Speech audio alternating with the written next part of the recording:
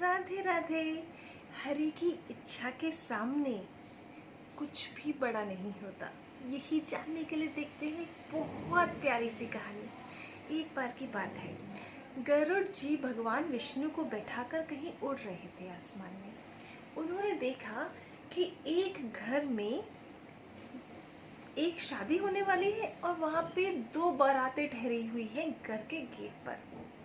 गरुड़ जी बड़ा हैरान परेशान होकर सोचे कि प्रभु, ये कैसी शादी है जिसमें एक ही घर के बाहर दो बारातें आई हैं, दो दूल्हे दो बाराती, ऐसा कैसे हो सकता है? शादी तो एक ही से होनी है, दो बारातें कैसे हैं?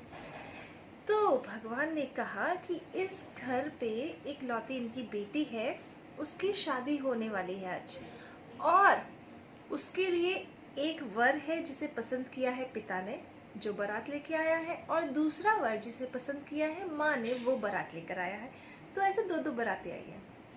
तो गरुड़ जी ने कहा कि प्रभु, पर इसकी शादी किससे होगी? तो गरुड़ जी भगवान ने कहा कि इसकी शादी होगी उसी वर से जो माँ ने पसंद किया है। तो गरुड़ जी ने कहा कि भगवान ने कहा है तो शादी उसी से होगी जिसे माँ ने पसंद किया है, पर क्यों ना मैं चेक करूं कि क्या ऐसा सच में होता है कि जो भगवान चाहते हैं वही होता है। इसीलिए गरुड़ जी जो माँ ने पसंद किया था दूल्हा, उसे उठाकर एक निर्जन टापू पे ले गए जहाँ पे कोई नहीं था। उस सुनसान टापू पे ले जाके उस दूल्हे को छोड़ दिया। अब गरुड़ जी ने सोचा कि दुल्हन वहाँ पे, दूल्हा यहाँ पे, शादी तो होने से रही, और भगवान ने कहा है कि इसकी शादी आज होगी और इसी लड़के से होगी, तो देखते हैं क्या चमत्कार होता है। गरुड़ जी ने ऐसा करा। अब जब उसको छोड़कर वापस लौट रहे थे तो गरुड़ जी ने उड़ते उड़ते सोचा कि ये बेचारा दूल्हा इस टापू पर है। कहा तो दूल्हा, इसके सारे बाराती इतने सारा खाना खा रहे हैं, इतना सब कुछ खा रहे हैं, और ये बेचारा दूल्हा अकेला यहाँ पे भूखा ही मर जाएगा। तो ये तो मेरे ऊपर घोर पाप लगेगा कि मैं दूल्हे को उठाकर लेकर आ गया। तो कोई बात नहीं, पर ये मर भी जाएगा तो इसके खाने पीने का कुछ तो इंतजाम करना पड़ेगा। ऐसा बेचारा भूखा नहीं रह सकता ना, और सब लोग तो इतना सब अच्छे से खा रहे हैं, ये बेचारा भूखा। तो गरुड़ जी ने सोचा कि क्यों ना इसके लिए कुछ खाने का लेकर आया जाए, और फिर वो उड़ने लगे। अब शादी वाली जगह क्या हो रहा था, दूल्हे की माँ ने देखा कि उनकी पसंद का दूल्हा गायब है। दूल्हे की माँ बड़ी परेशान कि अब मैं क्या करूँ, ये तो दूल्हा ही गायब हो गया। तो उन्होंने एक काम किया, सोची कि देखो, शादी तो मेरी बेटी को उसी दूल्हे से करनी है, तो मैं एक काम करती हूँ। उन्होंने एक बड़ा सा टोकरा लिया, अपनी सुंदर सी बेटी को अच्छे से तैयार करके उस टोकरे में बैठा दिया, और उस पर बहुत सारे खाने पीने की चीज़ों से, लड्डू वड्डू से, सबसे उसको ढक दिया अच्छे से कि पता नहीं चल रहा था कि खाने की टोकरी है या फिर दुल्हन खुद उसमें बैठी है।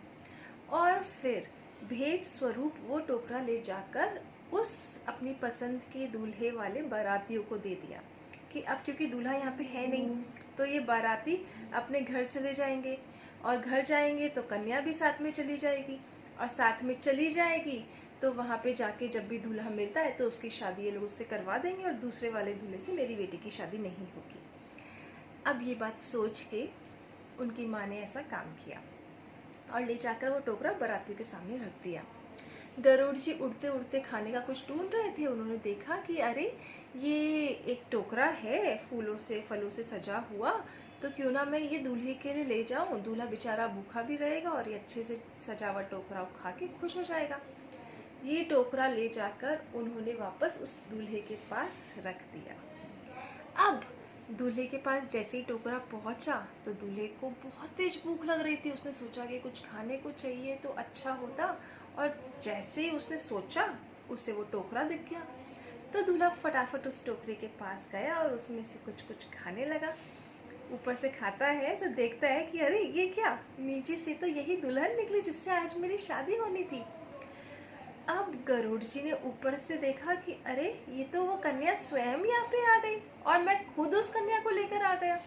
अब यहाँ पे और कोई तो है नहीं। तो गरुड़ जी ने सोचा क्योंकि अभी कन्या और वर दोनों यहीं पर हैं और दोनों भी चाहती हैं कि एक दूसरे से शादी हो जाए, तो चलो पुरोताही का काम मैं ही कर देता हूँ। और गणेश जी उनके पंडित बने, और गरुड़ जी उनके पंडित बने और उन दोनों की पूरा विधि पूर्वक मंत्रोच्चार से शादी करवा दी। कितनी प्यारी कहानी है ना, क्योंकि भगवान ने ठाना था कि इन दोनों की शादी होनी है और आज ही के दिन होनी है। तो चाहे किसी ने कितनी भी विपरीत परिस्थितियां क्यों नहीं पैदा करी, फिर भी ये कार्य सफल हुआ। इसलिए हमेशा कर्म करते रहिए और भगवान के नाम का ध्यान करते रहिए। राधे राधे।